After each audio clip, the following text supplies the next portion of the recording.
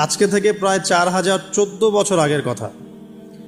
একটা চমৎকার সভ্যতা ছিল, তার নাম ছিল ব্যাবিলন। এটা ইরাকে ছিল। সেখানে বাবেল নামে একটা শহর ছিল। আমরা অনেকেই জানি না যে বর্তমান বাগদাদ হচ্ছে সেই বাবেল নগর। বর্তমান বাগদাদ হচ্ছে, আমি এই কোরআনে মানব জাতির জন্য প্রত্যেকটা বিষয়কেই ব্যাখ্যা করেছি।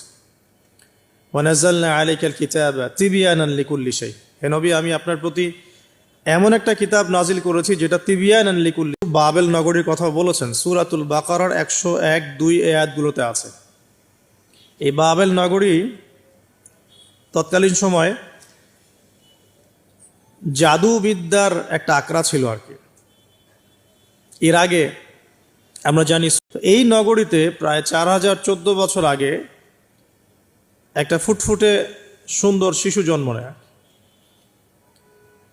দেখতে খুবই সুন্দর, অমায়িক, দেখলেই। তার প্রধান পুরোহিত, তার নাম আজার। তৎকালীন বাবেলের শাসনকর্তার নাম হচ্ছে নমরুদ এবং তার প্রধান পুরোহিতের নাম আজার। তার ঘরেই যেখানেই ফেরাউন সেখানে আবার মূসা আসে। মূসাকে আল্লাহ রাব্বুল আলামিন ফেরাউনের ঘরেই মানুষ করলেন। ইব্রাহিম আলাইহিস সালামকে আল্লাহ পাক আজারের ঘরেই মানুষ করলেন।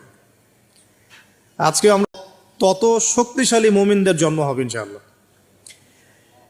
তো এখন তৎকালীন নমরুদ যে সভ্যতার অধিবাসী ছিল, এই সভ্যতাটাকে আমরা বলি কালাডীয় সভ্যতা। এটাকে কালাদীয় সভ্যতা বলা হয়। এটা মূলত জাদু। এবং 400 বছর হায়াত পাওয়ার পরে সে মনে করছিল যে সে কখনো মারা যাবে না। এরপরেই সে নিজেকে খোদা দাবি করা শুরু করেছে আর কি। এই বাচ্চা ছেলেটা বড় হতে লাগলো।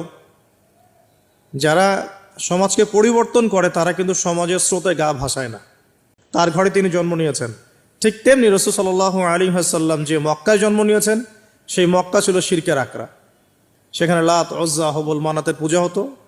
সুদ ছিল, জিনা ছিল, ব্যভিচার ছিল, মাদক ছিল, গোত্রীয় হানাহানি ছিল, নারীর অবমাননা ছিল।